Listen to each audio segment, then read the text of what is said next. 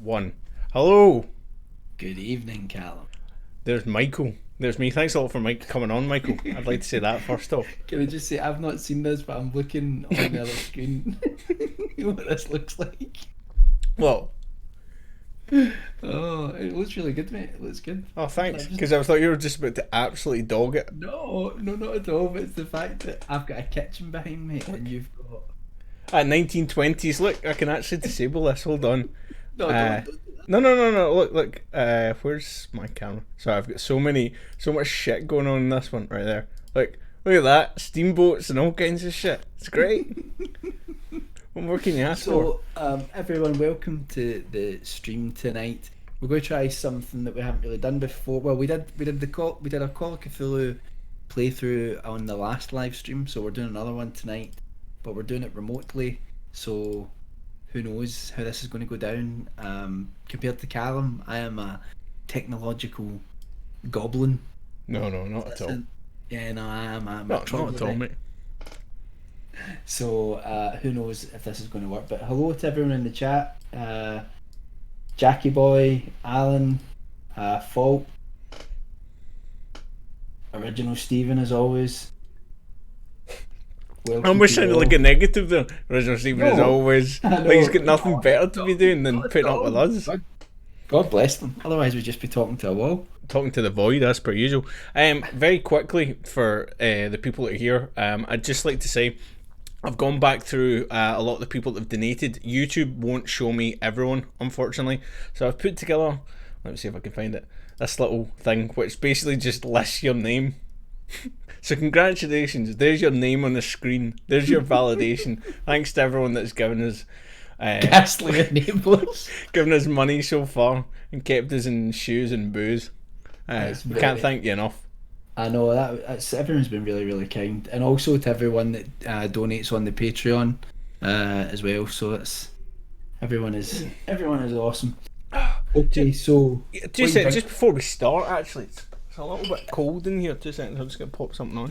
I'll be 2 seconds. now when he I'm not says I'm going just going to anywhere. pop something on, what does Just he can't, mean? I can't hear you just now Alright, because I don't have my I know headphones on. he's such an idiot, such an idiot. That one. Oh no! All right, here we go. Here he is, Right back in then. the house. Nevada Jones rides again. Howdy, ma'am. So, Right, let's before go. we start, can everyone hear both of us fine and see both of us fine? I should be able to. I shall make a point of hovering around here. And I've boosted your sound a little bit. Everyone should be able to hear and see us appropriately. Now we're just going to sit here drinking. We should. Does the hat have glitter on it? No, it's just the light bouncing off the thing. However, And statistically, we've had this hat for so long, there's a high probability there is glitter on it. do you know This, glitter cannot be destroyed? like Gary Glitter. It's Is like, that like true? kind of like That's it, true. like Pennywise, a kind of Like corporeal glitter. entity. And do you know there are two places that produce glitter in America? I heard Right. this in a podcast, so it may be very wrong. No, And no, carry on. they're both in either Jersey or New Jersey, one or the other. Both the places that produce glitter And are that's there. the only two places that produce glitter in the whole And world. it's well, I don't know, but I think it was maybe in America. Uh, listen, Guys, this you could heard all it be here rubbish. first. This could all be Second rubbish. hand. You could. I heard it on a podcast. So like yeah, because glitter's I like believe you, mate. plastic coated in metal. It's about like one of the worst things you could possibly have. It's like encasing plastic and metal so that it will never ever go anywhere but in the mouths of ducks. Well, that's a lovely, lovely thought. The fact that I we've now know. created something kind of blob-esque that's indestructible. But Right, exactly. Okay, so for those who weren't here last time, although it's probably all the same rogues gallery, but if anyone wasn't here last time, we did our first playthrough of Call of Cthulhu. It's a role-playing game, so I'm the keeper. I'm running the game. I describe what's going on in the game world, and Callum here is Nevada Jones. So this is actually a direct sequel to the last game that we did, which was Paper Chase. And unfortunately, Martin's not here. That's fortunately or unfortunately, it's like a flip of the coin, isn't it? For him, maybe it's fortunate because, like we said at the end of the last playthrough, did you enjoy that, Martin? And he said, "I'll give it a 5, solid 5 out of 10." High praise for Martin. If it was 5 out of 5, that'd be amazing. So, so as the keeper, I run the game. I describe the game world. Calum has his character from the last game, which is Nevada Jones. Which, as you can see in the bottom left, I've added his portrait, and Michael's pointed out that actual new brim on his hat is apparently something I drew on. I have no memory of drawing that on. I don't know why I drew it on, but it's now a permanent addition to his character. Well, anyone who was here last time will remember Calum got drunk. One or two shandies. The difference with this adventure, as opposed to the last one, is that I've actually written this one, and we've also sort of I've written it so that it's not going to be that long. Hopefully it'll only last about an hour, maybe 2 hours tops. If Calum solves it really quickly or dies a horrible death and doesn't want another run at it, then we will, I don't know, do something else. Can I just ask quickly, chronology wise, in the history of Nevada Jones, is this set pre or post the last adventure? Oh, it's in the tail end. It's right after. Right after, right? Okay, so this is basically they've heard the good news about my last endeavour, and they'd be like, "Let's get that guy on the case sharpish." Yeah. Right. Yeah. So let's keep that man in hats. We are also still using the introductory rules, although I have been learning the full rules for the game. But Fool's rules. The fool's rules. Yeah.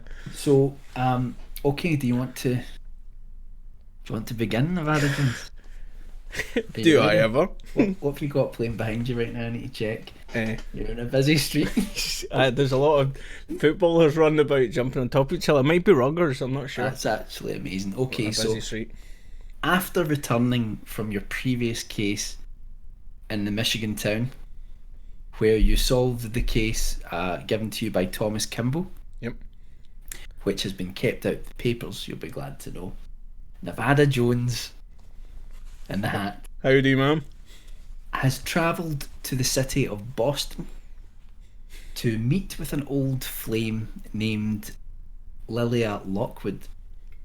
Unfortunately, when calling on Miss Lockwood, you're greeted with a slap across the face, Nevada Jones. So it's art imitating life. Could be anyone, don't even remember. And the reason she's absolutely furious with you because earlier in the year you disappeared for a couple of months. After pointing a gun at her. Yeah, probably. Have you seen my gun? You disappeared for a couple of months without any notice, didn't write to her or anything, didn't send a letter. You went off on another sort of crazy adventure, and in that time she's started seeing a local millionaire, Boston millionaire, and she's now engaged to him. So I see where this is going. So she did not take kindly to you running off on an adventure for several months without sending so much as a letter. Unreasonable. The door is slammed in your face, and you find yourself at a loose end in Boston City. This is 1922, I should remind people. So you want to go and do what you do best. So prohibition still swing. I mean, when would prohibition end? I mean, no drink or anything. Drink is what you do best, Nevada Jones. So Boston is slap bang in the middle of the prohibition era. So alcohol is banned, but that's no impediment to the great adventurer, Nevada Jones.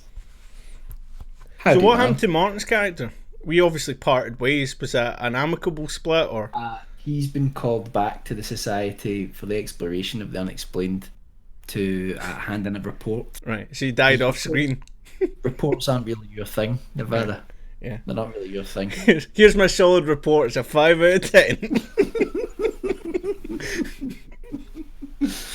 So, at a loose end, you decide that waiting for your next adventure, you stop in at the local chapter of the Society for the Exploration of the Unexplained, which is who you work with, to let them know that you will be in the area should they need you. And you head off to a local seedy speakeasy called Lucky's Lounge. Keep talking. Where they serve hard liquor to criminals and those who like to bend, if not break the rules. So you fit in perfectly, Nevada Jones. Do you know what? Unfortunately, I actually started like animating a 1920 speakeasy with people like South Park and across it, but it was so bad I never kept it. But I kind of wish I could run that in the background now. But maybe for the next one. Yeah, that would carry be great. On. So after giving the known password to the bouncer at the door, you are let into the premises, and you're immediately greeted with the smoke-filled environment of Lucky's Lounge. There's a jazz band playing in the corner. Imbibing the sin. Some are laughing. Some of the people there are laughing. Others are burying their heads in a drink. So I'm just going to take my hat off because it's actually a bit disrespectful to keep on inside. And you head straight. Put it in the water. Sorry. I just put it in the water. Sorry, carry on. You know, you're really supposed to keep this air of like this hardy adventurer. Yeah, but that would be Indiana Jones. This is Nevada Jones. He's just put his fucking hat in the toilet. Indiana's slower brother. Yeah. I do have a matching jacket on as well tonight, and it's actually brown leather. And do you know what the best thing about it is? It's American leather. I've gone the whole hog. It might even literally be a hog. I don't know. Anything could happen. Beautiful. So, you head through the smoky air to the bar, find a stool, and the bartender approaches and says, "What are you having, sir?" 4 fingers of bourbon, please. My good man. No problem. Or whatever you've got, because I realise it's prohibition and times are hard. Just whatever swill you've got, keep it coming. Lucky's Lounge, Lucky keeps his bars well stocked, so you don't need to worry about that. I'll have 4 shots of the best, my friend. And a bucket. Absolutely, sir. Absolutely, sir. The barman says to you. So he pours you a drink, and you take in the ambience, and then you have another drink, and another drink, and another drink, just like that. And just as you are settling down to your 5th drink, within about 40 minutes, what, am I taking this slow? He's a hard drinker. You feel a hand on the back of your shoulder, and you hear a woman's voice say, "Well, I expected to find you somewhere like this, Nevada Jones." Right, okay. So at this point, I'm not got the hat, so I'm going to have to rely on my natural charms. Normally I'd give you a howdy, man, but I'm currently indisposed in that situation. What can I do for you? What a surprise, it's the person that thumped me earlier. You turn round and you see a tall blonde lady standing in front of you. You recognise her immediately as Jane Tomei, who you had a fling with 5 years previously, before running off to the Arctic when the Society discovered something there buried under the ice, and that's for another day. Oh, I know where that's going. Yeah, you pretty much left her in the lurch. So another lady that isn't a great fan. Quick question before we continue. Does she have any children currently attached to her? About 4 years old. Yeah, just a little thing that might influence my next act. She has long blonde hair, and she's dressed more like she'd be better suited to a board meeting than a seedy joint like Lucky's Lounge. All right, maybe potentially a little bit of money here. So she says to you, putting aside our differences for a moment, the society has a case for you, but it has to be dealt with tonight. Are you in? Can I take my drink with me? Of course. Well, yeah, you probably get arrested. Yeah, it's all right. I'll put it in a sippy. I'll put it in a sippy cup first. You can finish your drink first if you want. That's fine. I'm done. Let's roll. You ready to go immediately? I've got nothing better to do. Okay, Honestly, so see, when I sit down like this on my own, it's when I start to realise how much of a terrible person I am. All these people I've left behind, life's torn asunder, shattered. I'm a terrible person. I am. And these moments of introspection when I'm on my own, it just get worse and worse. So get me out of here. Let's get the case so I don't need to think about it. This hat can only hide the sadness so long. Let's go. Jane sighs at your tomfoolery and remembers that was how heartfelt. That was heartfelt when she's sighing at me. This is what I've got to deal with. No one respects me. And so, Nevada, you accompany Jane out of Lucky's Lounge. Wouldn't be the first time, am I right? Where she has a cab waiting for you.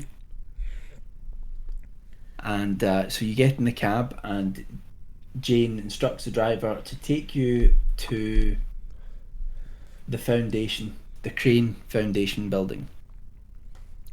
Fraser Crane, by any chance? Yeah. Are we going to Seattle? This is Boston. But then he was in Cheers. It all comes together. Jesus. This is a level of narrative depth I had hitherto not even contemplated could exist. Betty, welcome. That's out of character. By this time, Boston is covered in darkness, and the night has crept in. You know a little bit about the Crane Foundation. After all, you are an archaeological expert, and you know, reading from the newspapers, that the founder of the foundation, a man named James Crane, not Fraser. Right. What was Fraser's dad called? Marty. Oh, okay. What was his granddad called? You know, I wouldn't put it past you. I've got to inquire. I know. His brother was Niles. That's it. Hello, Betty. Don't worry, we're just getting started. Yeah, Jane's a big hard nut, Stephen, you're right. So, where were we? Yeah, so you're in the cab. You've heard about this place before because you know that James Crane recently passed away. He was very famous in the local Boston area as a philanthropist, but also a collector of rare relics, and he was also a supporter of local museums as well. So now, just quickly before you continue, just to clue everyone in, so they get an idea of the scenario that we're in and the time period we're in. Back then, you couldn't just go on your phone and Google something and go, "Oh yeah, I've heard all about that." Yeah, the Crane Foundation. Oh, they made a lot of charitable donations. Oh, that's back then. You either knew about it or you were fucked. Yeah, exactly. No, you read this. You read this in the newspaper. That's it. Yeah, I know. You're a learned man, well, kind of special kind of learning. A special type of learning. Less said about that, the better. So Jane says to you while you're travelling through the streets towards the foundation, would you like to know anything about this, or are you wanting to just go in cold? Now, obviously I'm a member of this society, but I don't do these things purely out of the good of my heart. You'd be looking for Indiana Jones in that case. I'm Nevada Jones. So the question is, how long is this going to take, and what kind of remuneration am I looking at? Because I've just been taken out of a perfectly fine establishment. Well, James Crane's sister, Melissa. Right. Have I got any previous connection to her? She is the client. Right. And she is quite happy to give you $20 for your assistance. So she tonight. doesn't know me, right? So I mean, I've got a clean slate here. I'm not going to get another slap. No, she's really it's on the behest of the society, because Jane has approached the society for help in a matter, and they have basically said, well, this sounds like you need someone who's an expert in old relics and things like that, and Came so to the this right would place. be perfectly suited I've for been Nevada to Jones. Kelvin Grove Art Gallery, any double digits. And he just so happens to be in the neighbourhood. Okay. So it's $20 on completion, I might add. No up front. I mean, like, No. Can we talk about 50-50? $10 now, $10 on... Okay. Hardball. We can both play that. That's fine. I wish I'd had more knowledge that I was going to be speaking to her, because I could have introduced myself appropriately, but that's fine. I've not had the opportunity to do that, and as such, she's now playing hardball. If I'd come in with a howdy, ma'am, I would have had that $20 before I'd even done the work. But carry on.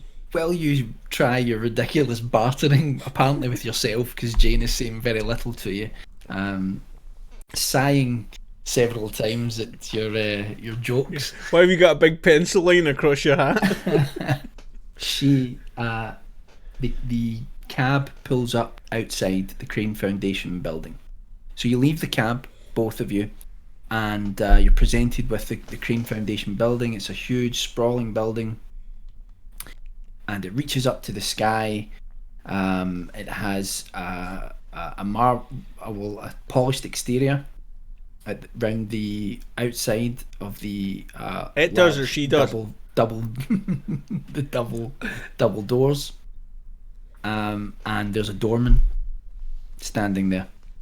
So Jane approaches the doorman, and he looks at you at first suspiciously, and but Jane says, regrettably, he's with me, and you walk inside. Regrettably? Yeah. This is the person that hired me, not the sister. This is Jane. Wait, which one's that? So Jane is the woman who you had a previous fling with. Right, okay. Right. So she's not the sister. Because The I haven't client got a main thing. the client is Right, hold on. I need to put this in my book. Yeah. Right, who's the one that slapped me at the start? Who slapped me at the start? Lilia Lockwood slapped you. Lockwood. Because you disappeared. Hates me. Slapped. Oh, my pencil. My pencil just snapped. Right, slapped. Oh, no. I don't have another pencil. Guys in the chat, please remember, right? Because I've put this to low latency, so the interaction should be fast. I need someone to write down that Lockwood gave us a slap. Jane is the person that got me involved, and the other one's Fraser Crane's sister. I can't remember her name, right? Please, someone in the chat, please be keeping on top of this, because I've just broke my pencil, which was pretty much all I had going for me. Back to square one. You're now in the lobby of the Crane Foundation building, and you notice a large painting on the wall. Okay. And it doesn't take you long to assume that the painting itself is of James Crane, who founded the Crane Foundation. So it's an original, not a print. It's original, yeah. Well, that's how we know there's money. What's your spot hidden? Do you want me to do your profile? No, I can double check that. Hang on. That's on the big sheet, right? Yep. Spot. Okay, hey, if you can pull it up even better, 50. Okay, I'll take your word for it. Okay, so take the 2% dice. So that's the 2 D10s. One of them is just going to have one of them's going to be like this, Calum. So it's the blue one. So this one. Right. Okay, yeah, that'll do. Yep. And the other one, the other 10. There's another 10. It should just have 1, 2. That's no. It'll be the same shape. I've got these ones. Yeah, but this one's like 60, 80. Is that same? So, Yeah. Right. There's another one then. There's a third one. I have. There's one that looks like it's got I have 6 dice here, Michael. Right. It's got single digits on it, basically, rather than 2, and it counts up this to one? 10. Yep, that's it. Okay, cool. So you want that one, and one of the other dice that you had there. Yeah. Do the 2 white ones, actually. Do the 2 white ones, right? What? This one goes up to like this one. Just forget that. Right. Okay. So just this one. So 2 white ones. Yeah. This one, and then just another one at random. No, the 2 white ones that you had. This one. Yes. Right. Okay. So, you need to roll these, and you need to get. Yeah. Alan's saying, "Are the eyes cut out and someone's watching from behind it?" Because my spot hidden would have to be pretty low to not see that. That'd be amazing. Okay. Right. Roll both of them. Yep. Okay, so I'm looking at. Funnily enough, I'm looking at 4 and 40, which I guess is 4 4. So that's it. So that's 44. Yeah. Okay, so and my spot hidden's 50, right? Yeah. So it's below it, so that's in. In order for you to succeed at a skill roll, it's got to be the same number or less, right? Guys, how's that dice cam for you? I don't know if you guys are full screen or whatever. If you can see that, I can see it. I can zoom it in if need be. So I'll take that out. Okay. I can see it. Okay, so you notice on the painting that where the artist in the corner of the painting would normally sign their name, instead there's just one symbol, and it looks a little bit like an S, but it's slightly distorted. Has it been created in the same medium as the rest of the painting? Is it still in an oil? It's been placed on the painting by whoever painted it. Right, okay. In the same medium, so it's in oil, same as the rest of the canvas. Okay. You hear a voice from behind you saying, "Can I help you?" Slap. You turn around. Fuck's sake.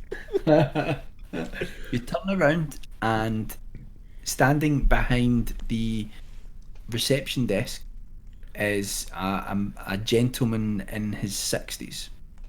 And definitely didn't have prior relations with him, so we might have a friend here.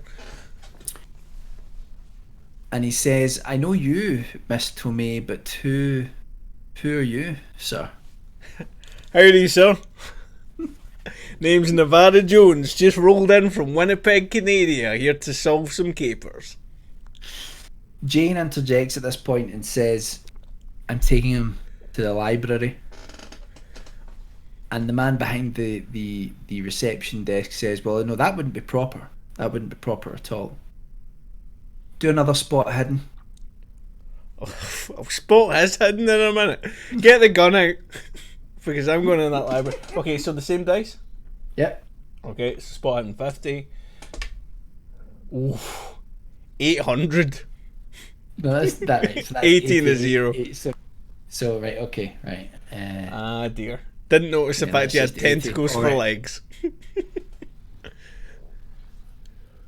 What is your business upstairs in the library?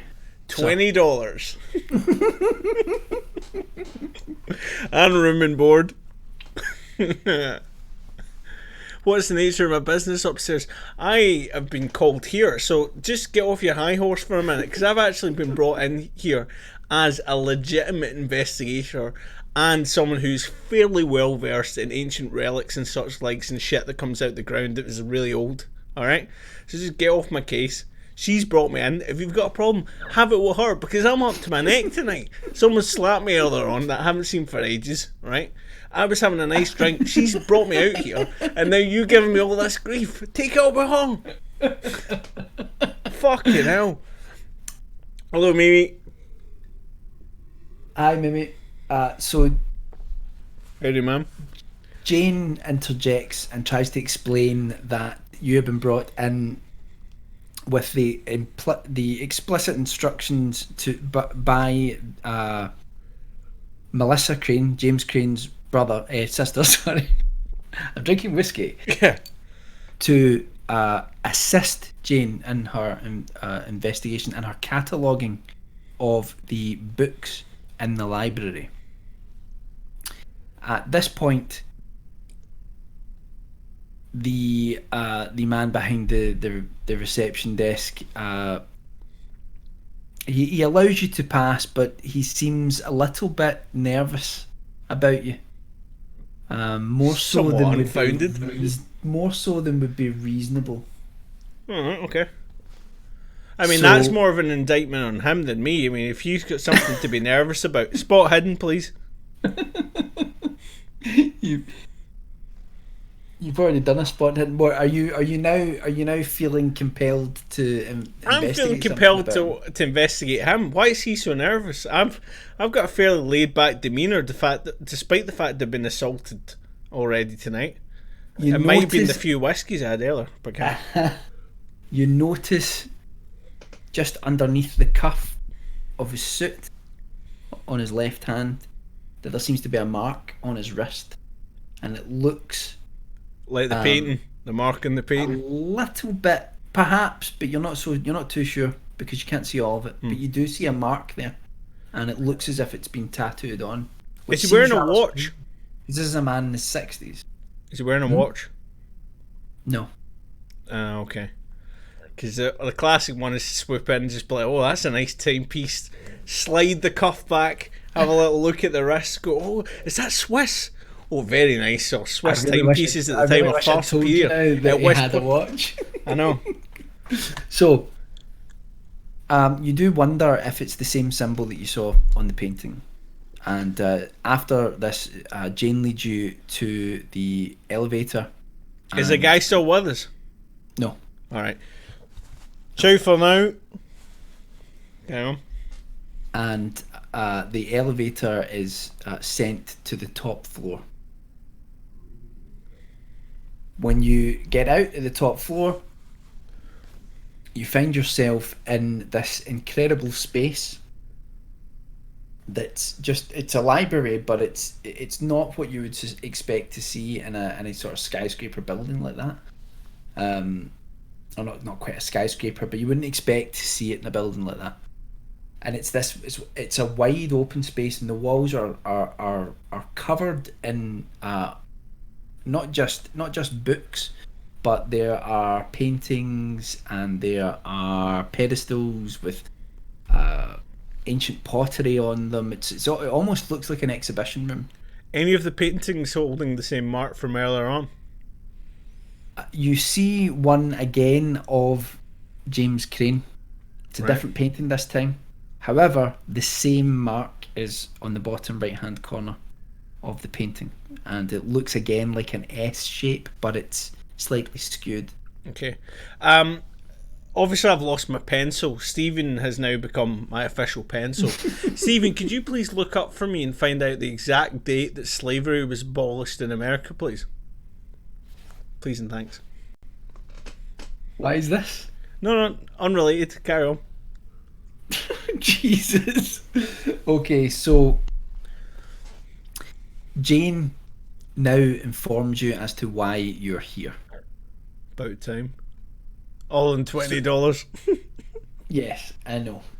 So, as you know, James Crane, the famous local philanthropist and collector of rare artifacts who founded the Crane Foundation, passed away a number of months ago.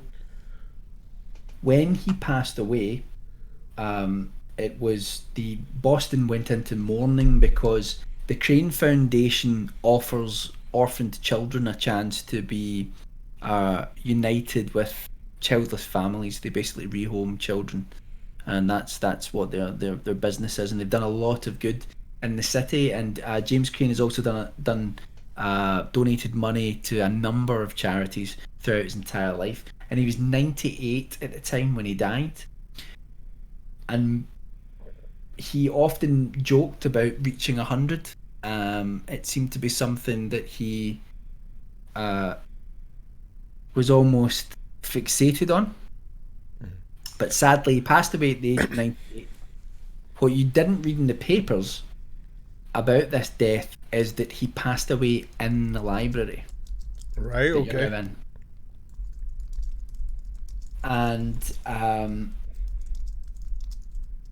after he passed away, the building was then passed on to Melissa, his sister, who didn't really have many dealings with her brother. She wasn't particularly close to him. But when she entered the library at the top of the Crane Foundation building, she realised that many of the texts, the books that were there, were in strange languages that she couldn't understand. So she contacted the society, and they sent Jane there to catalogue the books. That very night, earlier in the evening before Jane had come to you, Jane had been reading a book when she felt a dark shadow fall across the library room. She felt the air grow icy cold, and then she was certain that she heard whispers, some of them human, some of them not. The whispers grew louder until fear overcame her and she fled the building and contacted the society immediately. They then put her in touch with you. First wise thing they've done. So you are charged with investigating what's going on in this library room. Alright, so long story short, a lot of books nobody can read, and there's some spooky voices going on. So, my question would be, right, he was 90. Thank you, Mimi. 98. No, I'm not talking about him. All right. My question is, the gentleman that died, her father, who was 98 when he died? It's not her father. Alright, well, the guy that died, right, this 98... Jane comes from the society as well, from the Society for Exploration of the Unexplained. She was brought in by James Crane's sister. Yeah.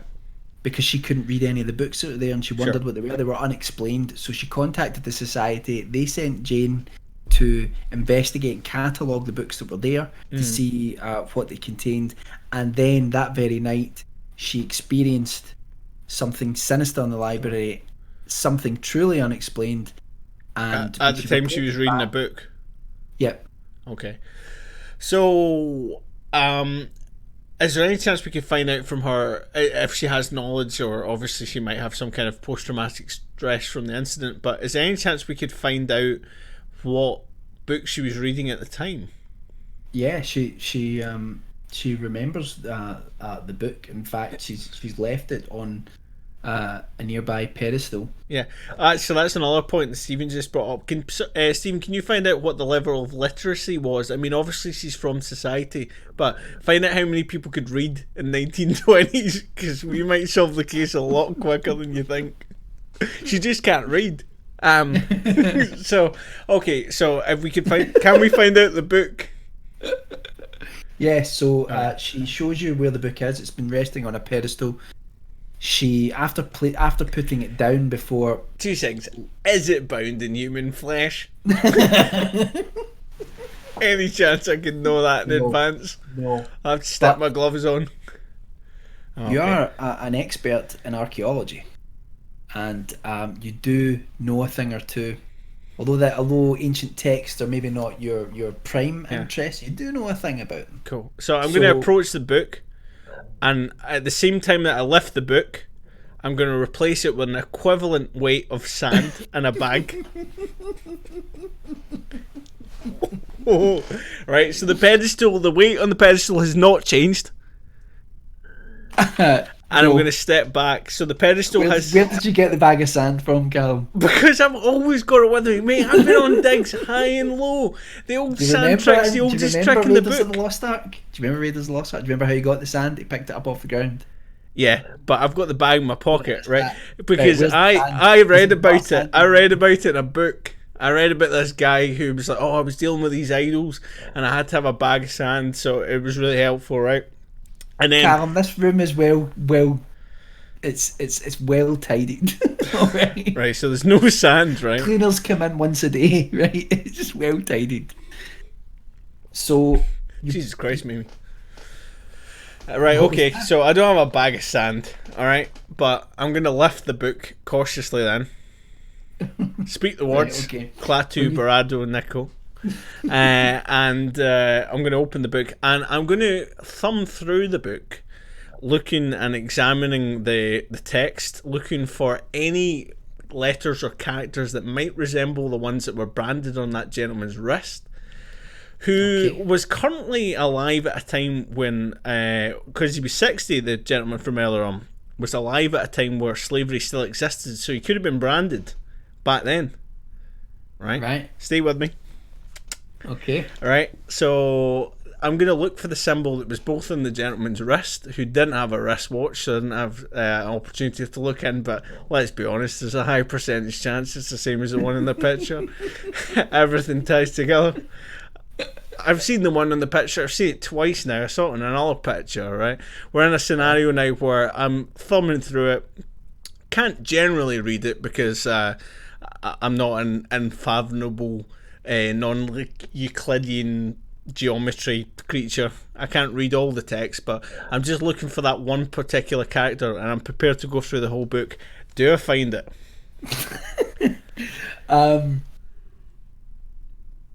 Yes, you do find it. Kill surprise. Howdy, man. Indeed. The book is a rambling account by a man called Friar Parsons. Dates back to the 17th century. He was a 17th century monk in France who believed that he could bring forth the occult, and by doing so and proving that there are dark forces in the world, that would inversely prove that there was good forces. Yes, that was his that old chestnut. Yeah. And there are a number of symbols throughout the book. Some of them you've seen before. Cool. In your research and in your adventures. Scrolled into desks. Mesopotamia, some and stuff like that. Some are Sumerian, some are Egyptian, some are ancient Greek. But you do see on 2 pages towards the end of the book the same symbol. But there's no text alongside them to denote what it is. But what you do notice is that the S almost looks, it's not quite snake-like, it almost looks like a worm. Right. Perchance a tentacle. Well, it could be. I mean, it's Lovecraft, let's be honest, let's stake our pistols. It looks worm-like. Alright, okay. You've noticed that on the symbol, the monk has actually drawn in places little etches which kind of look a little bit like scales or something similar to that, or rather the rings which go round the segmented body of a worm. Interesting. So you look at the it couldn't by any chance be the same snakes that go around Asclepius' staff, could it? It couldn't be something from the medical industry. It could be. Oh, fuck. So so when you're looking at this, you see that towards the end of the book, the rambling confessions of the friar kind of get more and more convoluted and rambly, shall we say. Was this written over a period of time, almost like a diary or a confession, or was this all written in one? In a way, but there are pages where sometimes he's writing vertically, sometimes he's writing horizontally. It's difficult to make out everything on the book. Yeah. But what you do see is a passage towards the end of the book which talks about Friar Parson believing that he was encountering the devil himself, and that through the practices of trying to confront the occult, that as he performed some of the ceremonies involved, that something sinister entered his mind. Okay. Look for references of Captain Howdy or Pazuzu. I am Pazuzu. No, it's not Pazuzu. Mimi says, "Tell Lucifer he still owes me $1,000." Yeah, I mean, at the end of the day, if Satan's willing to go any advance on $20, I'm your man. I'll throw this book in the fire. So,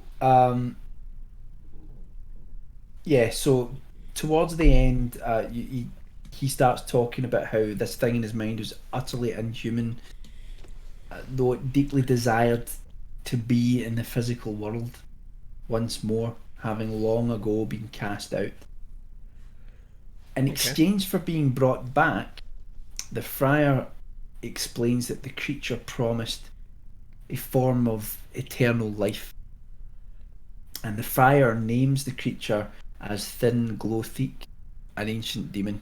Thin Glothic. So the friar was promised eternal life, but no, it wasn't explained to him the manner in which that would occur. So it could be eternal life in hell, getting pokers jabbed in your eyes, yeah. Which is technically eternal life, but still shite. All he said was his experience with this entity kind of entering his consciousness. That's woolly, mate. That's PPI. Promising a form of eternal existence.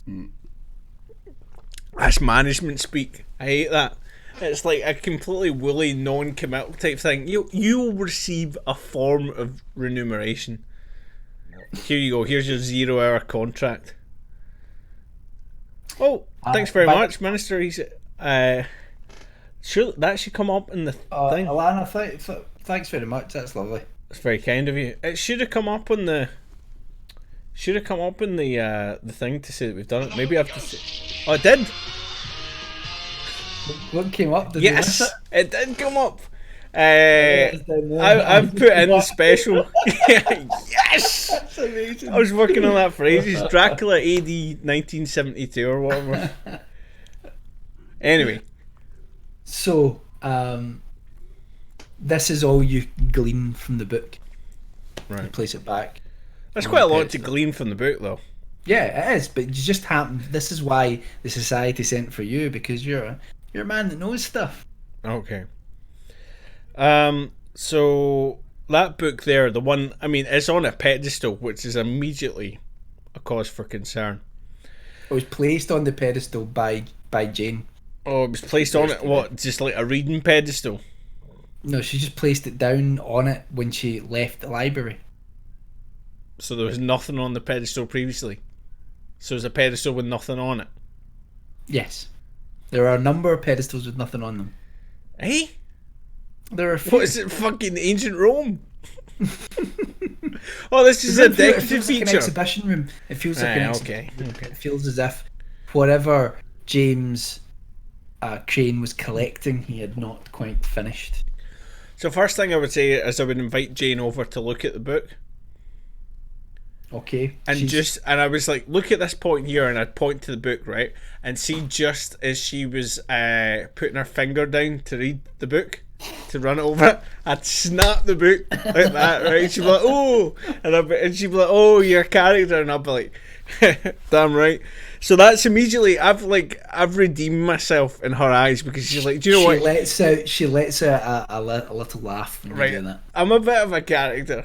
And do you know what? I'm a rogue with a heart of gold, kind of a Han Solo type character, right? I was just like, look, at the end of the day, there's some serious shit we're dealing with, but if we can't have a bit of levity, what can we have? What can we have, right? You notice that the room, since you finished looking at the book, you notice that the library has become. It's almost as if the lighting is dimmed slightly. Now this I can deal with. Draw a gun. Okay. You draw your gun? Well, actually I don't, because you've done it now. Right, but I might you've misinterpreted it, right? I'd like to have the gun on station. To quote Sherlock Holmes, I know that fingering a loaded firearm in your pocket is a dangerous pursuit, but I'd like to keep it thing. However, I suppose at the same time, we are potentially dealing with some kind of entity that can't be harmed with firearms, and therefore the firearm might be pointless. But anyone will agree that having a firearm in your vicinity, even if you know it's useless, is actually a tremendous comfort. See, even just having something that's like a fake gun, see, just like carrying it around as a talking point is great. Like, I mean, I think there's a lot of problems in America, but there's a lot to be said for just carrying a gun around for the process of thinking. So I'm gonna keep it in my pocket, but I'm not gonna set it off. Right? It's just a safety blanket. Jane's watching you fingering your gun. Yeah. Well, that's she is. Yeah. Thinking, is he going to shoot me? Is he just going to start going crazy? Mimi, I know that Moriarty said it, but I'm just saying it's from the overall Sherlock oeuvre. So, so you notice that the lights are dimmed. You realise there is something going on here more than just some dusty old books. So you place your hand on the gun in your pocket. Now, can I just say that this wouldn't be happening had I been allowed to put the bag of sand down on the pedestal, but carry on.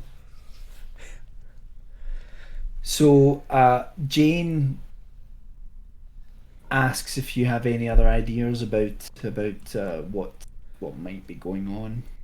She hasn't noticed the fact that the lights got dim and it's got colder. No, she has noticed. She's sort of rubbing her arms as if it's got colder as well. Well, that could be something else. But yeah. I mean, I did just do the book snap.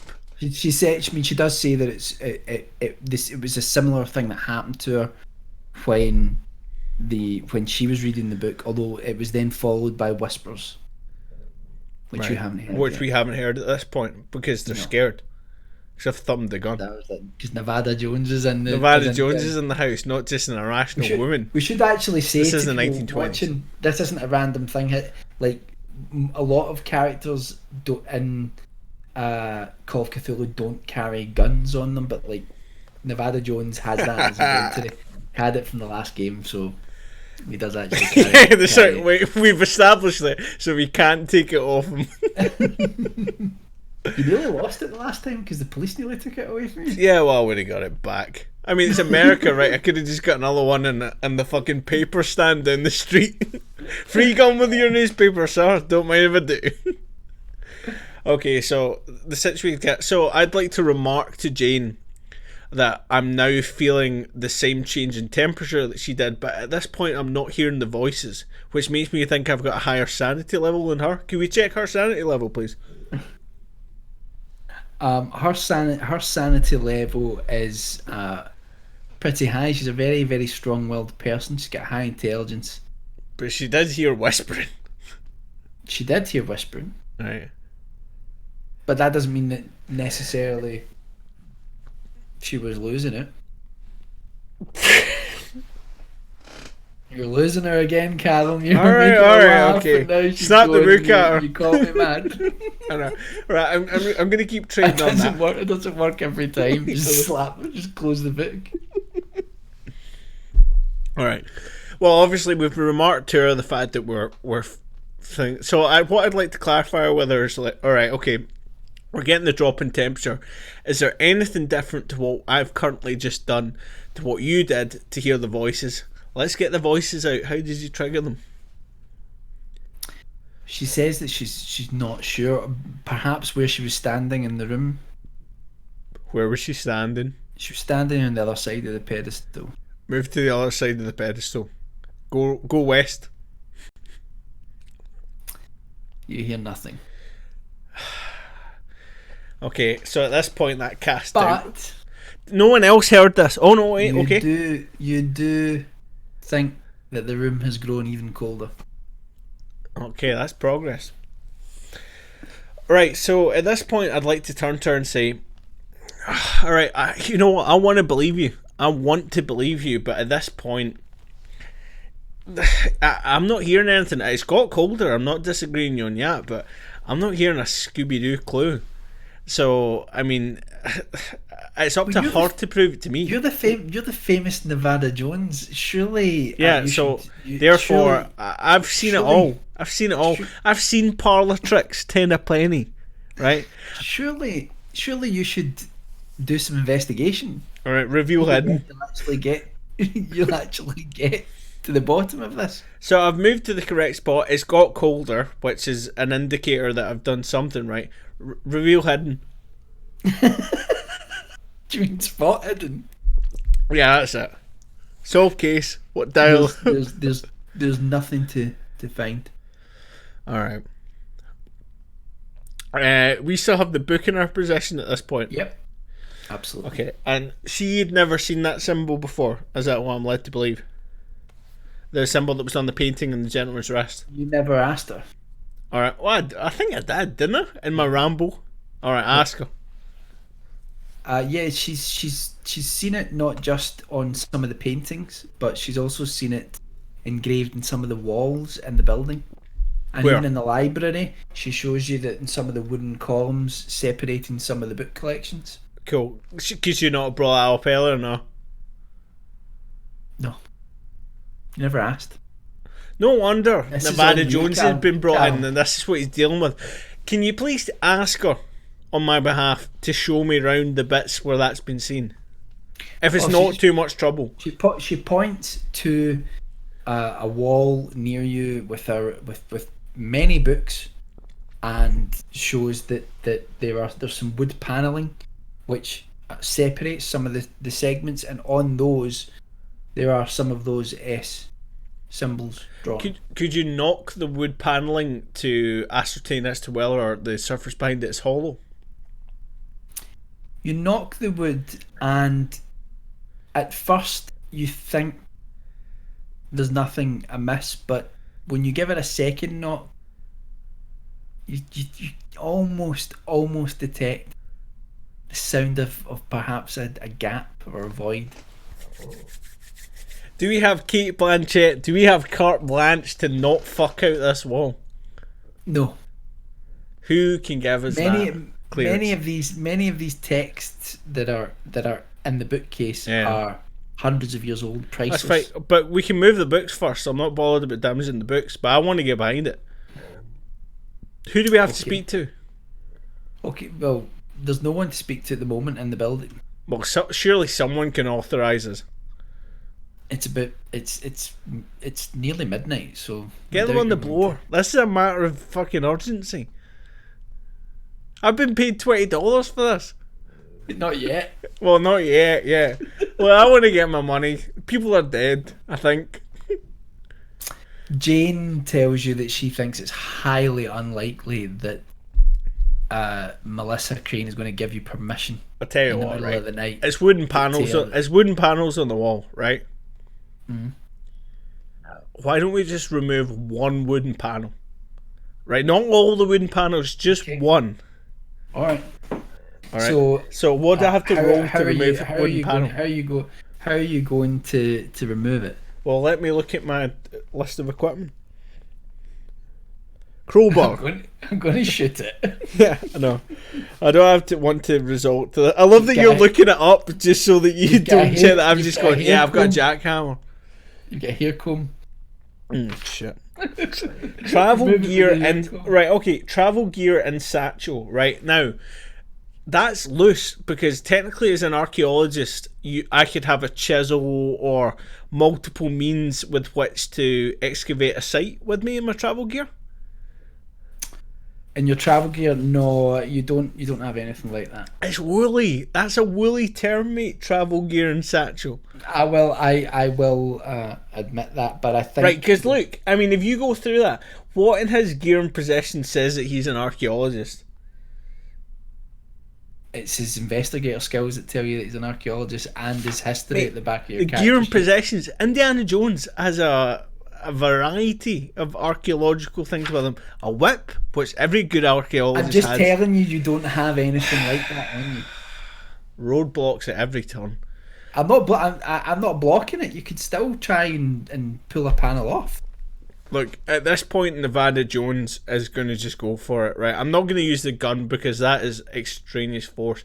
I'm just going to attempt to find some way to lever it. I'll just ask her, do you have a crowbar? She'll say, no, I don't have a crowbar. Whatever we can use to remove a wood panel. But you need to think about the room that you're in. Okay, so we're in a library. Do you remember that bit in Last Crusade where Indiana Jones goes to the centre of the room and he finds those bollards that are sectioned off that section? He just starts hammering fuck out of the floor. Pick up a pedestal if he's got the strength and smash the wall with that. There you go. Don't treat me like that. I use my own mind. Okay, so stand aside, I'm saying to Jane. Alright, so you right, so that'll be right. You'll need to roll 70. Did I just use this one? Yeah, that's fine. Right, okay. Come on, guys. Come on. We've got this. 10. 10. That has just destroyed the entire library, hasn't it? Based on that roll. Yeah, that's an extreme success. So the wood paneling just shatters into oh yes, and the both segments are now hanging on for dear life. Yeah. Smashed to within an inch of their wooden lives. Okay, so go through. The panel's not big enough for you to go through. Alright, okay, so peer through to ascertain what's on the other side. Okay, so you pull at the panels and you're able to look inside. You don't see what you were hoping to see, which was a passageway of some kind. But what you do see is some sort of... It looks like some sort of piping that runs along the back of the bookcases. And it almost looks... it's not quite like plumbing or anything like that. It looks almost kind of... there's like a mechanical sound coming from them. Alright, okay. Jane at this point... Okay. Jane at this point thinks that this is pointless and that you're just destroying the library and that she's going to lose her assignment. Okay, but look, I'll give her a share of the $20 if it doesn't pan out. What I'd like to say to her is that this piping that doesn't look like traditional plumbing is more than capable of making the sounds that she heard. Right? What does Jane have to say to that? She says no, she can't fathom how that would even be possible. Well, she's just irrational.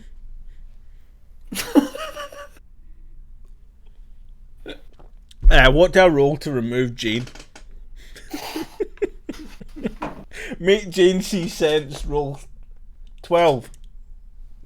Jane suggests that she thinks there may be something that you've already read in the book. It's a bit late. I've just smashed the wall. Yeah, that may be worth looking at. All right, read book again, please. Okay, we would do an idea roll, but I'm not exactly. But the wall's already ruined. The museum's crumbling. Yeah.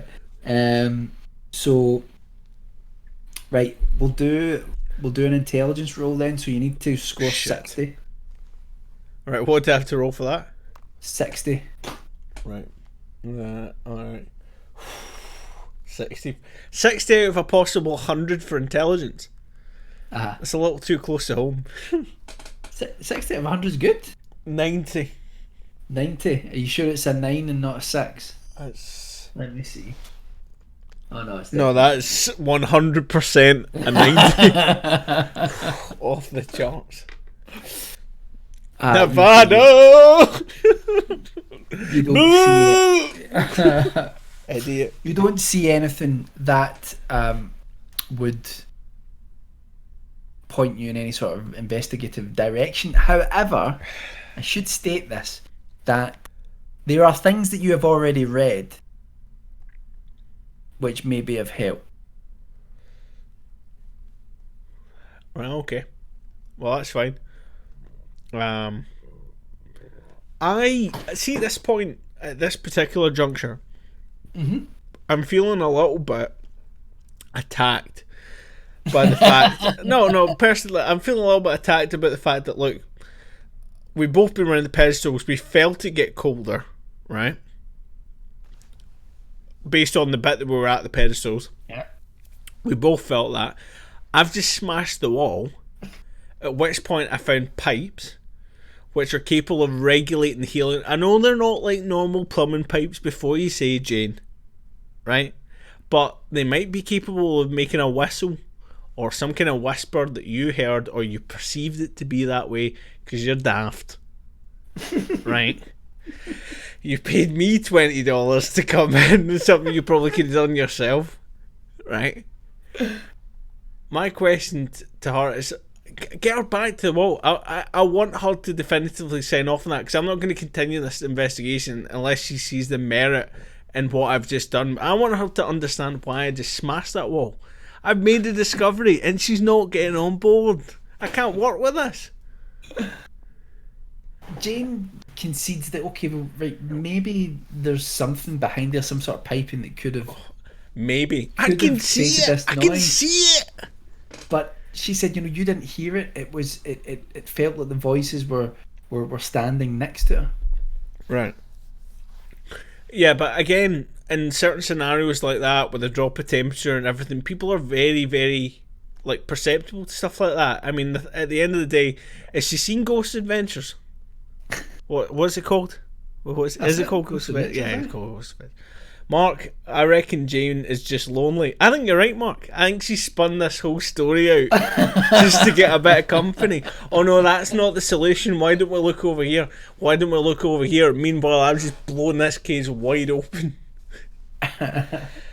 Ah, dear. Time for more whiskey as Calum tries to put this together. So, Falk's saying, ask her if she felt the drop in temperature. She noticed the fact that there was a drop in temperature when we moved around the plinth. Yep. Right. Well, good going, Falk. She's already tried to suggest to you a course of action. She said to look in the book, but I tried to do it and I rolled off the charts. So that avenue is closed to us. Not if you think about what you've already heard or read in the book. So it's in various different languages. We've noticed the... See, if you had your pencil, you'd have written this stuff down. I know, I would have written it down. Also, if I didn't have ADHD, I would have recalled anything that happened in the last 25 seconds. Don't use my mental faculties against me.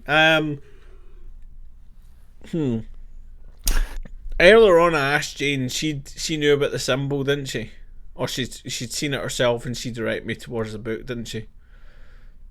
Yes. Can we read the book again, please? I'd like a reminder. Reminder of what? Of what it is that's in the book, please. Please read the book again. Okay, so that's perfectly logical. In this place, I've looked at the thing. I've gone, look at those pipes behind the wall. They're not traditional plumbing pipes. She's gone, oh, they could be traditional plumbing pipes. So now I've got to go back. So the Cliff Notes version of what's in the book is that it was written by a 17th century monk in France. Yeah, friar. He's gone nuts. He's dealing with the devil. Friar Parsons, or some kind of demon. Who dabbled with the occult, believing that if he proved the occult, then he would get eternal life. It's all coming back to me. No, he wasn't doing it to find eternal life. He thought that if he could prove the physical reality, he would prove the existence of good as well. Surely good. I blew that load earlier on. Okay, so, and as he dabbled in occult rituals, he started to feel as if something sinister was entering his mind, and that it was offering things to him. And one of the main things it offered was some form of eternal life if he could figure out a way of bringing it into this world. Okay, so turn to Jane. Listen to me. Alright, sorry. And he called the thing in his mind, he wrote down its name as Thin Glothy. Thin Glothy. So as Jane, the whispering that she heard, what was the kind of general nature of it? Could she ascertain anything from the whispering that was like tangible? Could she make any of the words out, or was it just like a disembodied voice saying nonsense? she thought that there was some sort of there were words, but some of them were human, some of them seemed to be inhuman gurgling. But she did hear. She thought she heard the word thin several Jane, times. did you hear the word thin glow thick? Thin glow seek. That's right. Jane heard She the says, word yes, thin glow yes, thick. that- The yes, story that- must now advance. Yes, that was one of the names. Yes. 5 points. Sorry, I shouldn't have my hat on indoors, but convention be damned. So yeah, she did. And now that you've said that name to her, she's definitely saying, yeah, that was in amongst the whispers quite prominently. Right, okay. Thanks for ringing that up now. Right, so And okay, did she... So after that, like, so let's go back to she heard this. so she has an idea, and she says Alright, what's her idea? her idea is, well, we're in a library. We're all ears. Yeah. I've just smashed the wall. I've read the book. So maybe we can find another book that references things that were in that book. Did she read any other books at the time she heard the voices, or just the one? No, she's not. She's not done any she's not done completed the cataloguing. Alright, well, let her take a book at random. I'll take a book at random. Let's look through the book each, specifically looking for the symbol that was on the painting. Okay, you spend some time doing this, but you know there are thousands of books. I've got time. Carry on. Any of the books that have got that symbol on the spine? Make an idea roll. See if you roll 60. Right, okay. 70. Fuck. This guy's such an idiot. Okay. Bear in mind in Call of Cthulhu stats like 70s, like almost like superhuman Okay. intelligence. So 60s pretty good. Okay, so you continue looking, and eventually you find several books that have this symbol in them. One in particular feels a little lighter than the others. Alright, okay. Do a spot hidden. Same dice, yeah? Yeah. 80.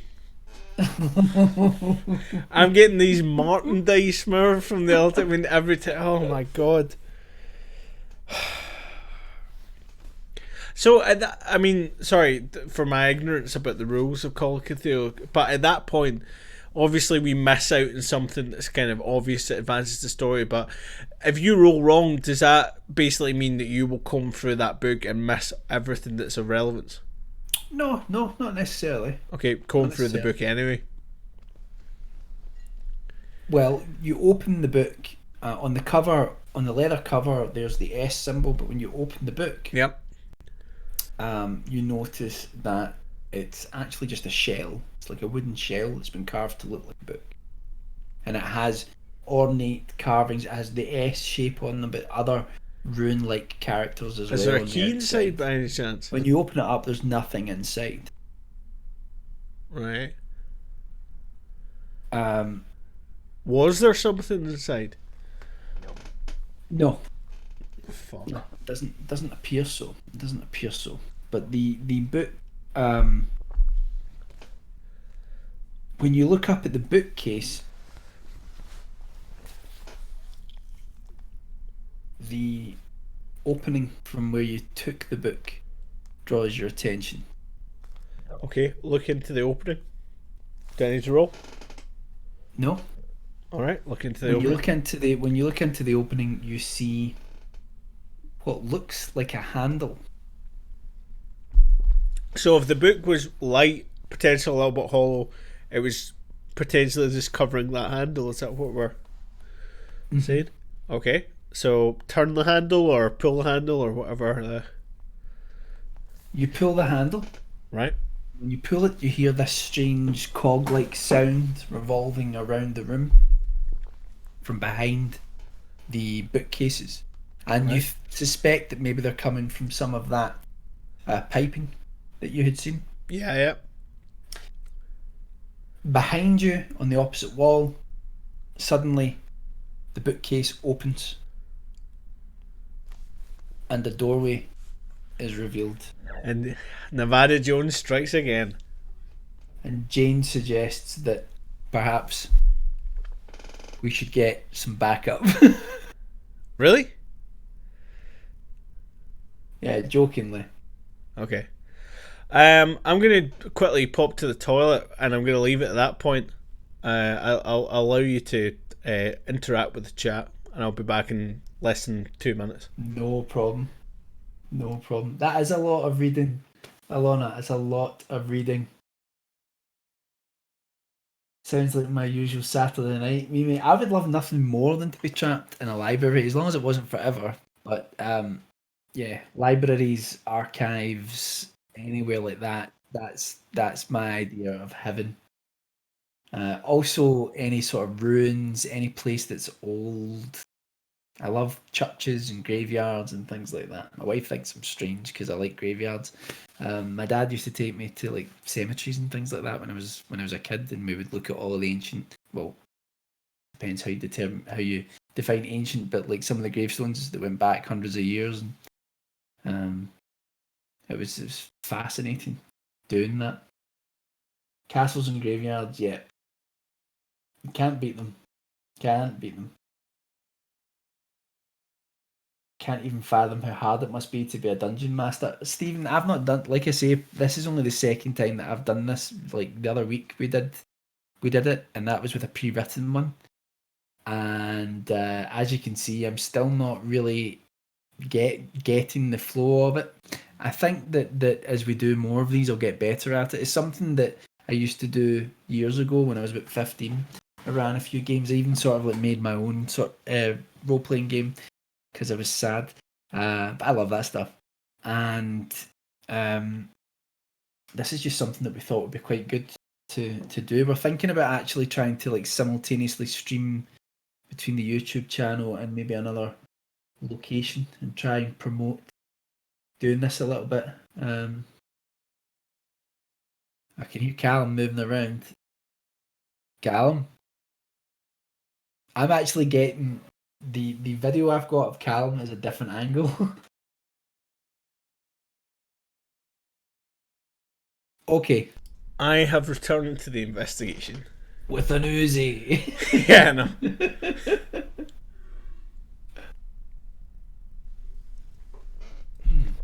How hard it must be to be a dungeon master in general, or just one to me? Because that's two different kettles of fish, isn't it? No, it's fun. It's fun. It's just I think it's like I was saying to everyone. It's like I'm just sort of trying to find my flow and sort of doing this. And I think like as there's like a chunk of rules that we're not using. So sorry, is that in order to streamline it for me, or what? I'm just trying to work out if that was a dig or not. It's a dig. It's definitely a dig. No, it's not a dig at all. Oh.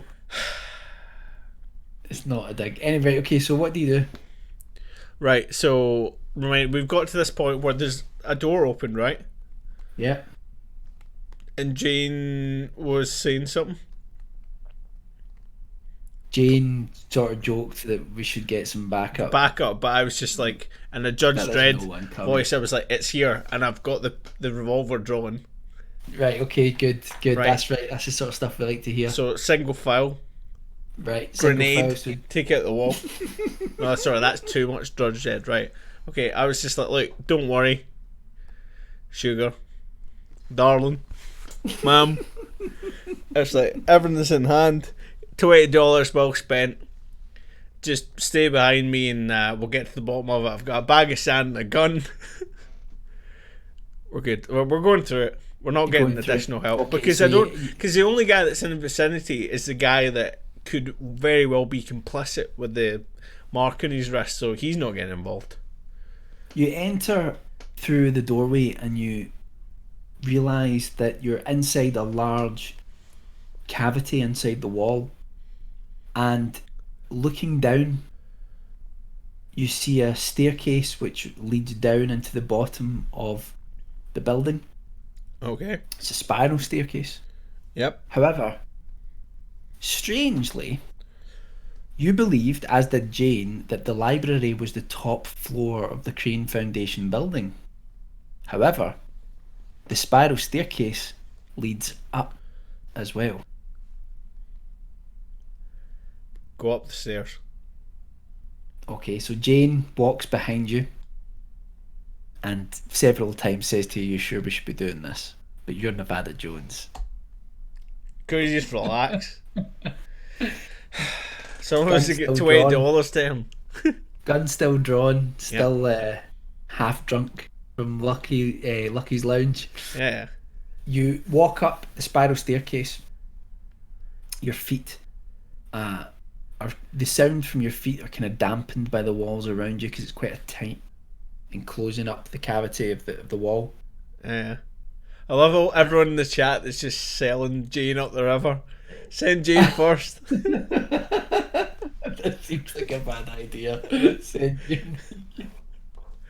Sorry, Jane's not got the gun, and Jane's the money woman. I'm pretty sure that even if I solve this case without Jane, I might struggle to get the money, so we need to keep her alive. So, you cautiously walk up the spiral staircase, and as you do, as you start to approach the top level, you hear murmurs and whispers, and Jane hits you in the arm and says, "See? It wasn't coming from what was behind the wall. They're real." You shoot Jane in the face. Yeah, at which point I reply to Jane, "There might be more pipes that we can't see. Pipe down." Pipes. It was pipes. Actual pipes. Ghost watch. Michael Parkinson. Yeah. As you reach the top level, you two recognise that some of the whispers sound human, and they seem to be occasionally saying in some garbled way, "Thin glow thick." But you also hear a strange, wet, garbled sound underneath it all, which sounds almost like something slithering along the ground. But it's not a potentially human like voice. a worm, because we found about a worm earlier on. Carry on, right? Case solved. We don't need to go off any further. Yeah. Case solved. Bang! Case solved. I have shot the I'm worm. here. I have come to meet your offer. Bang! Case solved. Right, carry on. Okay, you reach the top of the stairs, and there's another doorway, and coming through the doorway is a bright light. And as you walk to the doorway, your eyes have to adjust for a moment to it. What you see is incredible. The room is a spherical construction, and the walls seem lined with glass smooth copper. In the centre of the room, there is some sort of machine, some sort of contraption. An infernal machine by any chance? And outside the contraption, there appears to be a young boy. Oh, 5 up. Thank you very much, Minister Yates. I'm just glad that the Peter Cushing dashing Christopher Lee in the face works with Holy War. I would recommend everyone checks out Dracula AD 1972 just for the pure nonsense of that film. Yeah. Some of the worst chases of all time. Thank you very much for the donation. So, you notice also that on the opposite side of this spherical room, there's another doorway. Right. But in the middle of the room is the infernal machine. Now, something just happened. I heard a bang. I think it's just my wife dropping something in the bedroom because I'm sitting thinking, am I under my child's nursery or am I under the bedroom? I'm under the bedroom. You're under the bedroom. Just a loud bang. Um, Kirsty's fallen over. yeah, I know. I know. Okay, so, well, I mean, you said there's a door on the other side, but there's also some kind of infernal machine. Indiana Jones and the Infernal Machine is the reference I'm making for no one that's getting it. In the middle of the room, there is a Gary Glitter-esque contraption with a boy stuck in it. We should investigate that first before we go through the door. What's happening with the wee boy? Okay, you walk over to the boy, and as you get closer, you see that there are needles from this metallic contraption digging into his arms. Like an Iron Maiden, or? They seem to be sucking the blood from his body. Is it possible to relieve him with this cage without causing further harm to him? Do a spot hidden. Fuck. Here we go. Right. What do I need to roll? 50. 50. Guys, everyone blowing this dice. Everyone blow on the dice. Come on, guys. Whew. Yeah, get troll. Get boy. Okay, but come on. Oh, fuck. That's 90. 90 again. You're so intent on rescuing the boy. Oh no. That you don't hear the rushing footsteps of someone coming through the doorway towards you. But the gun's still drawn because we pre-established that. The gun's still drawn. Right, at which point I would just say, no, a step further. Standing in the doorway is a hooded figure. Yep. And quickly behind this hooded figure comes another. And you notice... Hey, I've got 6 shots. I'm quite happy to go disco on the pair of them. You notice on the forearms... the symbol. Yeah. So you draw your gun. Your gun's already drawn. Are they immune to psychology? But they're already... Because you never heard them coming, they're already within a foot of you.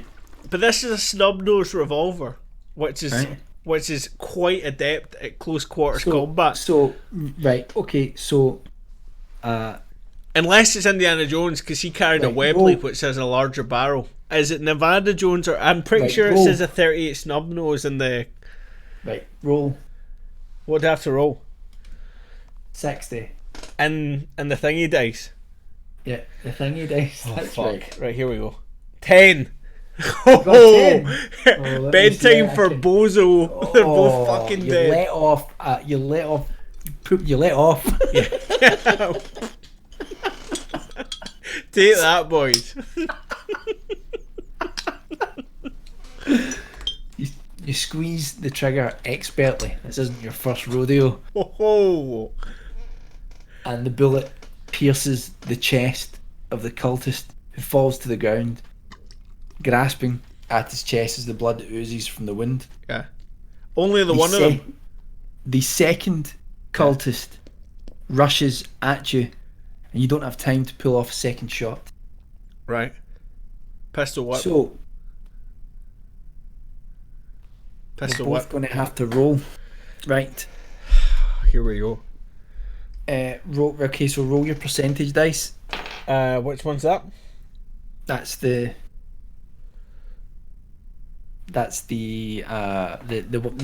one with the percentage numbers on them. Like the two numbers that you've been rolling. Yeah, same dice then. Yeah. Okay. 20. Fuck. The one time I could have done with it. Oh, okay. So the cultist lunges at you. Right. And Jane tries to help. Shit. Well, you say that, but Jane manages to land a firm punch across the face of the cultist, something that you failed to do. Is this a Marion Ravenwood type character by any chance? Nevada Jones. I fucking just blew one of them away. The cultist does not manage to dodge. Takes it square in the jaw. Right. The cultist is dazed for a moment. Yeah. What do you do? What did I do? I raise the gun at him, right, and I say to him, either you start talking, my friend, or I'm going to fill you full of holes. He looks at you and he just hisses the word thin glow feet. Same old story. And charges at you. Yeah, ventilate. Blank. You don't need to roll.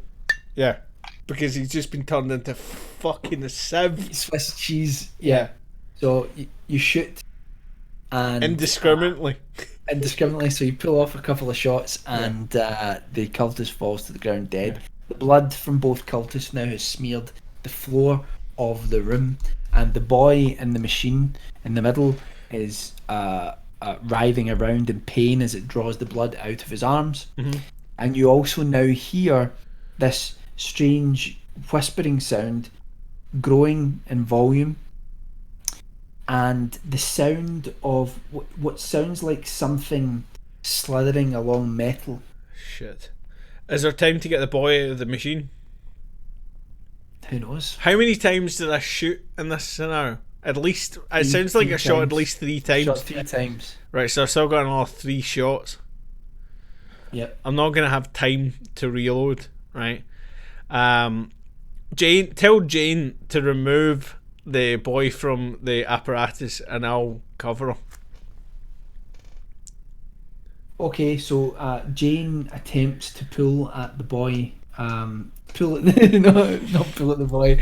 Jane attempts to pull off the boy. Yeah. You might as well go out happy. Jane attempts to pull at the machine and she manages to pull some of the needles out of his arm, but he screams in pain. The scream has alerted another cultist who comes through the door. Mm-hmm. This time, however, the cultist looks at the 2 bodies on the floor, and this cultist seems to be perhaps a little more malleable in terms of self-survival. Your 2 pals there, right? Swiss cheese and his friend, right? They've been well and truly ventilated. I'm going to give you an opportunity to not catch these 3 bullets, right? I'm not going to roll. I'll potentially just shoot you, right? Shows your wrist. Ask him to show the wrist. Just shows your fucking wrist. Got the S. Right, he's got the S. The boy seems to be in increasing pain now in the machine. Was Jane not capable of getting him out? No. Oh, for fuck's sake. She doesn't sake. Understand how the machine works. Typical. Right, give Jane the gun. Right, well, the first off, before I do it, I'll be like, look, here is the evidence. I've shot these 2. We're well capable of it. It wasn't actually me that shot them. It was my friend here. Give the gun back to her. Give the gun to Jane. Just be like, you up against the fucking wall. Otherwise, you'll get it. Okay, so he's more valuable. So he's like, oh, I'm sorry. The cultist seems frightened to even touch the copper spherical wall, though. Right, because say to him as well, I've got another gun. He doesn't know it, but I've got another gun. Right, so you try anything, I'll fucking blow you away. So the cultist is like, oh, sorry. Right, I'm not the games master, but I'm imagining it. He's like, oh, sorry, mate. Right, so he's up against the wall, right? Okay. I give the gun to Jane, and I was like, Jane, if he moves, fucking shoot him. If he continues to move and you're not capable of doing it, just give the gun back to me. But you don't need to give the gun back to me, actually, because I've got 2 guns. I make a point of saying that in front of the guy. And the guy's like, alright, fine. So I'll go and attempt to remove the child from the Iron Maiden. You try to pull again at the contraption, and it feels as though as you try to pull some of the needles out of his arm, that the contraption, the pistons in the contraption seem to push them further in, resisting. You have no understanding. You've never seen a contraption like this. It's not like anything in history you've ever encountered. You just don't have the knowledge. And we can't roll, because we failed the roll. Does anyone in the chat have an idea? We don't have the knowledge to open it. She doesn't have the knowledge to open it, but the cultist might have the knowledge to open it. He may do. And he's got a gun pointed at him, and you also said he's malleable. Let's roll with that. Okay, so you tell the cultist in no uncertain terms, get the boy out of the machine, which he does. He Good. moves over to the machine and he turns a few cogs and presses a few different buttons that you didn't even realize were there, and the pins all retract. As they do, blood squirts out the boy's arms, and he lets out an almighty scream once more. But he is free. He is free, but he is clearly too Debilitated. tired, too weary to be able to walk. At this moment, the room starts to vibrate. It's as if the copper is resonating with a sound. And you can't help but think that the copper is almost, it's a mirror reflection of the room, a golden mirror reflection of the room, but it's almost as if something is on the other side of that reflection, moving alongside the metal. And you can hear this gelatinous slithering sound touching the metal from the other side. At this point, the blood from the cultists seems to be getting drawn into the walls.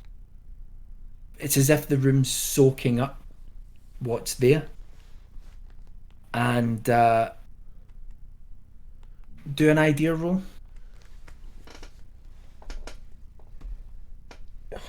80. So you don't really. Yeah, okay. I think like OPS just fucking lost its way. Right, we should be technically back up. Seems to be back. Yep, we are. I think. Sorry about that, guys. I don't know. Random computer malfunction there. I don't know what happened. I think it was just software losing its biscuit. We're back up. By all Not on Discord. No, I can still see you. And we're still back up. We're back up now. It's fine. I don't know what happened there. Software lost. Can you not hear me? Hello? 2 seconds, guys. Sorry about this.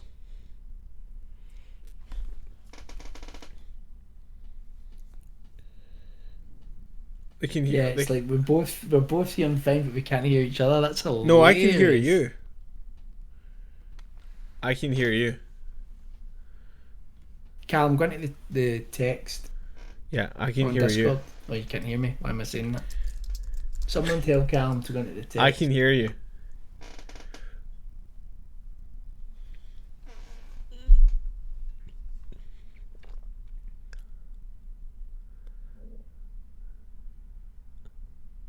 This is hilarious. We can't hear each other. No, I That's can hear amazing. you.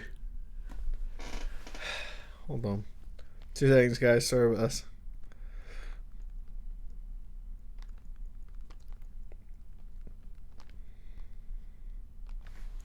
Oh, you can hear me? Yes. No, your video's totally frozen, mate. Okay. Your video's totally frozen. Well, leave the call. Right, hang on. 2 seconds, guys. Sorry about this. Right. We'll call Michael back.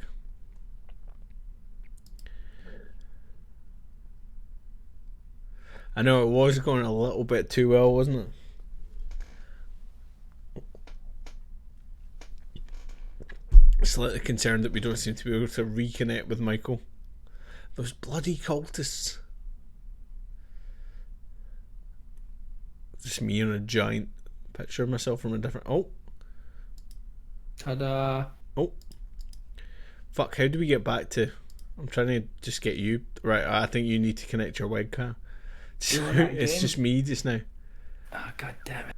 Right, okay, hold on.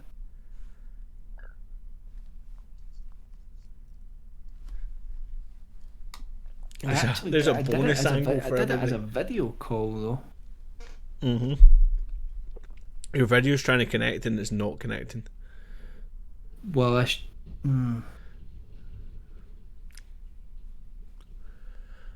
know, everyone's right. It was going a little bit too well. Hold on.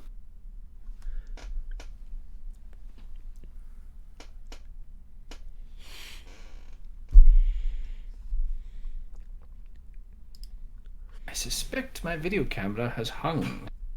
I suspect my video camera is hung. That's my foot on. Do you want to maybe unplug it and replug it or something? Yeah, hold on. Because the light's glowing on it as if it's being used. Oh, I know what's happened. Hold on. When that's crashed for some reason, the Logitech program's taken over. Right. Sorry about this. Because it's working fine on that. Hold on.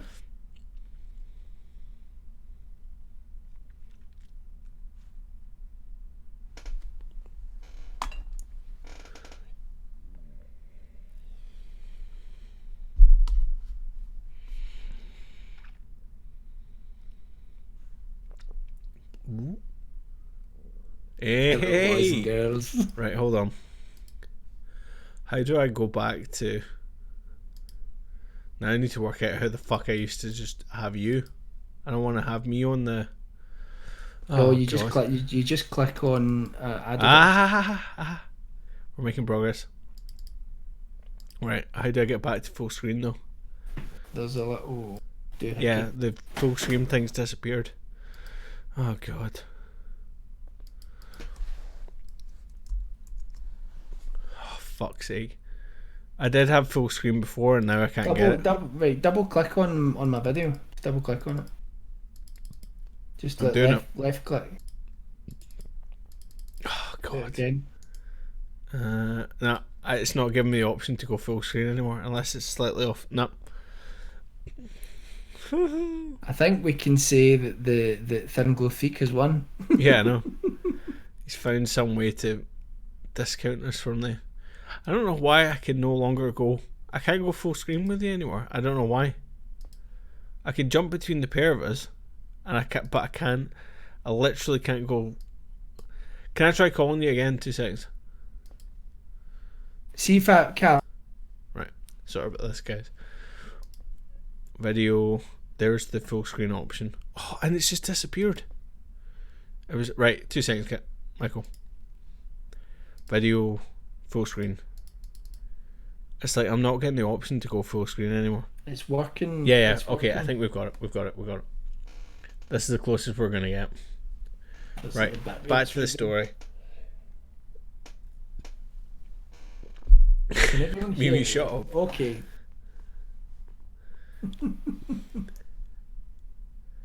Okay. Yeah. All right. So you've rescued the boy from the machine. Yep. He's lost a lot of blood. He's too weak to walk. The 2 cultists you've killed, they're lying on the floor. You're in the spherical room. The walls are made of this polished copper. And you have a 3rd cultist that's against the wall, who you've got a gun trained on, should he try anything. But at this point, you've started to hear this strange noise. The room started to vibrate, and now you've seen this dark shape. It's almost as if it's on the other side of the reflection of the copper, and it's as if its gelatinous body is smearing against the copper, the metal. And suddenly, you notice that in one part on the wall, the image is becoming more and more distinct, as if it's pushing. This one part of this slithering object is pushing and pushing and pushing closer and closer and closer to the metal, until finally an eye starts to poke through. A huge lidless eye, and it looks at you. Make a sanity roll, please. 10 dice. 10. Come on, that's got to be a 1. 10. Oh, that's good. That's good. You keep it together. Yeah, you look at this horrid interdimensional thing. Perhaps he's too stupid to fully comprehend what's going on. And you're not affected by it. Jane, on the other hand, is petrified by this thing. Jane, I know. Jane will be accused of being misogynists for making the movie, but she's been a strong character up until this point. Well, she did punch a guy earlier on. The cultist will Marriott Waverwood the fuck out of somebody. I know. Suddenly something else smashes through the copper and grabs at the cultist that's been standing next to the wall, and his body is broken too and pulled through the hole. Better him than me. Tell you that much. Now the gaping eye lurches towards you. Okay. I don't have much at my disposal. Well, you got a gun. I've got a gun. I could attempt to shoot it, or I could attempt to write in blood the rune. Right, I'm going to do two things at the same time. So I'm going to fire my last 3 shots at the eye, but at the same time, I'm going to tell Jane to scroll the rune in question on the ground in blood. Okay.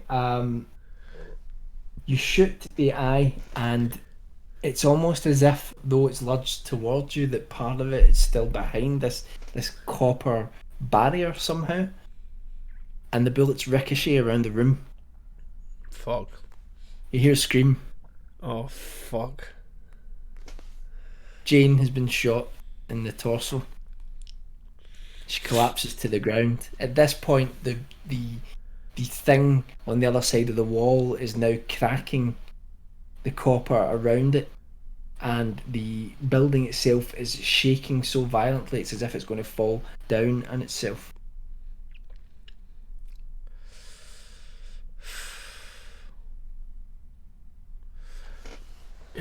Some people would call this a predicament. Okay, so the entire gaff is falling down. I've just shot by accident Jane. But if the place is like coming apart, that also feels like I mean, like, how serious is the gunshot wound? Because obviously it's second hand, because it's a ricochet. She's been shot in the torso. Is it possible? Sorry, you go. Is it possible to stem the blood? There's no time. The building's going to collapse around you. All right, pick her up. Okay, you pick Jane. Can I carry her and the boy? However, you can't carry both of them. Oh, fuck. You're going to have to make a decision.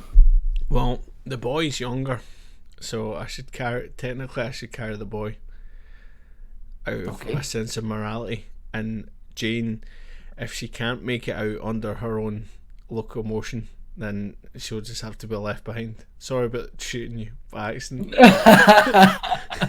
But you knew what you were signing up for. Okay, so you pick up the boy. He's barely conscious. Yeah. But examining him, right?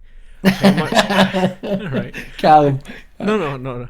Move your bottle, because all I can see is a bottle in front of your face on this camera. This one. Yeah. Okay, looking at him, right? Has he lost that much blood that he'd be unlikely to survive if we took him out of here? You don't have a medical background, so you can't really. I mean, he's lost a lot of blood, but he's alive. Both of them are in perilous situations. They're both losing blood, and you can't carry both of them. We're gonna just have to take the boy, aren't we? Like, I mean, morality says that we have to take the boy. You want to take Jane, don't you? I'd like to take them both, but I can't.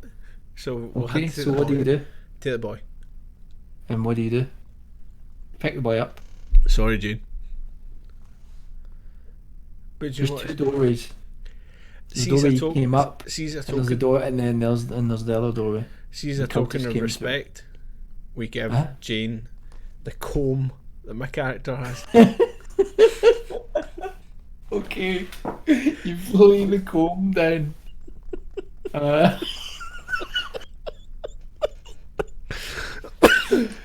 At her body, and she opens her eyes. She's actually partially conscious. No, and I closed them. Sleep. Shh. Just take the comb. Right, so I carry the boy out of there. I leave the comb behind. Okay. Which door do you take? The door you came in, or the door you? The door we came in. Came through. Okay, so you run down. You run through the doorway, and as you do, the copper finally bends and warps and seems to implode inside the force of whatever this creature was trying to come into our world. You run down the spiral staircase and into the library, but then you realise that the elevator is no longer working. Now, from an architectural standpoint, even in Art Deco times, it was common practice to have stairs as well as an elevator for fire safety, so look for the stairs. Well, there's the spiral staircase that goes down to the basement, to the ground floor. Well, we don't know. Well, take the stairs down, because they can't have elevators without stairs. Okay, alright, so you take the stairs. Building you take law the stairs. dictates. As you run down the stairs, the building is collapsing in on itself. Cracks are running up the walls, masonry is falling around you. But finally you reach the ground floor, where the old man at the reception is standing looking at you with anger seething out of him. He blocks your way. Do you want to fucking die? You point the gun at him, and he allows you to pass. Yeah. You run past, out into the street with the boy, and into the night. And the building behind you seems to have lurched and moved, but it's still standing. You take the boy to a local hospital where he's treated. Payment is for his treatment is covered by the society. And because I was about to say, see if that was coming out at $20, I'd be fucking and the society, the boy tells you an interesting story. As you may remember, James Crane was a philanthropist. He set up the Crane Foundation to help orphaned children be rehomed. However, they were not being rehomed. Some of them were being taken into this room where they were put into this contraption by this cult of Thin Glow Thick, and they would drain the blood of these innocents. When you spilled the blood of the cultists in the room, you seem to have caused some sort of feedback loop in the room. It's not the type of sacrifice that was needed. In fact, it kind of corrupted the ceremony. And it seems, at least for now, that this entity did not make it into our world. Success. Yeah, success. Jane's body is not recovered from the building. When the police are called to the building, it is empty. See, at the end of the day, she knew what she was signing up for. You're given $20, and you do what only Nevada Jones does. You head straight back to Lucky's Lounge. Gentlemen, it's been a pleasure. Sorry about your loss in membership, but I'm sure you'll get another one. See, though, at the end of the day, right? You've only made me feel more vilified in my moral stance, because that boy, against his own will, was put up as a sacrifice. He, despite the fact that I accidentally shot Jane and she could have possibly survived, she knew what she was signing up for, whereas the boy didn't really have a choice in the matter. So at the end of the day, he got out. This is true. Nevada Jones didn't even have any prior dealings with her. Say that again? Nevada Jones didn't have any prior dealings with her. No, he did. You had a relationship with her 5 years previous. Wait, she isn't the one that slapped him, is she? No, that's an old one. That's a different girl. book, fucking book close, man. Book close. On to the next chapter in Nevada Jones. The case was solved. The orphan was saved. A miscellaneous woman unfortunately bought it in the process, but so that took. In fairness, she wasn't with me the whole way. I did say that would take 1 to 2 hours, so that's what it kind of took. I mean, I think again, like I wrote this one like very, very quickly, which you can probably tell. So I think we're just trying these things out, and I mean, I've got tons of pre-written ones that are really, really good, so we can do a ton of those as well.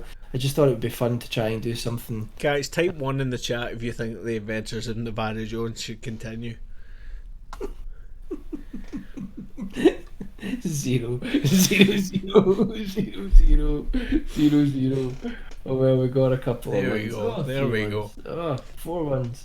The Invincible Nevada. Howdy, guys. That was good. I appreciate you spending the time to do it, taking the time out of your... I think that what you'll notice here is that with Paper Chase there was no combat at all. There was a very slight combat. So I think in the next one we'll ramp it up. There are things like, there are chases, there are all sorts of more exciting things that you can do. So this was like, again, kind of more of a kind of sedate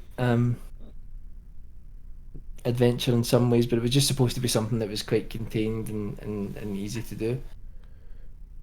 I was just reading through because I wanted to bring up earlier on about, do you know Fabio? You must know Fabio. I do. You're not even looking at me because I'm down here. Because Fabio was an altar boy. I worked as a mechanical engineer at a conveyor belt company.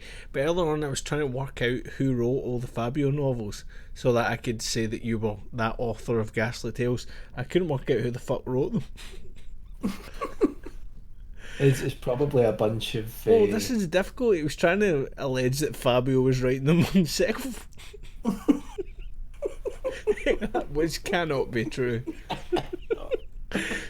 You don't get beauty and brains. No, it would be ghostwriters. It wasn't like Barbara Cartland or someone, is it? But the thing is, see when I type in Fabio, it just comes up with Bubble Boy starring fucking Adam Sandler. Who wrote Fabio? In collaboration with Eugenia Riley, Fabio has written a series of historical romance. I told you, he fucking wrote Pirate, Rogue, Comanche, Viking, and Champion. He wrote 3 more books in collaboration with Wendy Corsey Stouse, titled Dangerous, Wild, Mysterious. I mean, I'm not alleging that this is top quality literature, but in fairness, he's obviously written 60 now. Well, there's nothing wrong with it, but it's just like is he still sporting the hair? Oh, he must be. Fabio. Let's type in Fabio 2019. And what glorious locks. Fabio is still seductive at 60. I'm going to bring it in over the top of Michael's face. That's not him. Not him with a pro-German top on, can he be? Hang on. Still seductive at 60 though says a lot. Either way, apparently Fabio's still, he's still getting it going. Though he looks a bit derpy in that photograph. I am sitting on the world's most uncomfortable chair.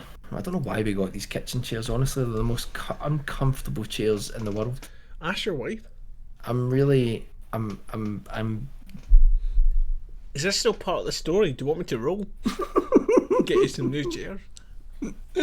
I think we're going to have to call it quits a day there. Well, I hope everyone enjoyed it, and hopefully we can bring more of these back. The continuing misadventures. Yeah. We're hoping to bring like Martin back if he wants to. Alan and Mick as well, both, and potentially some guests. Yeah. So if any of you, I know Stephen, I think Stephen said that he quite fancy playing it. So like, I know like if any of you fancy like if you've got a webcam and you think you'd like call into us like using Discord or whatever, then we could maybe sort something out. Down for that.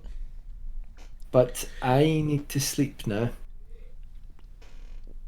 because I appreciate you putting your time, and I guess in the meantime I'll put it back to the little thing saying thank you very much to everyone that's donated to us so far. Yeah, definitely. And also that doesn't have the other people that Thanks very much, Alana. That was really kind. that's very kind of you. I will add you to the list, and thank you very much, and everyone have a good night.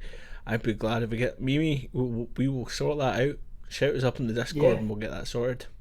Yeah, definitely. Anyway, everyone have a good night, have a good weekend, and I will catch you later on. And so, Michael.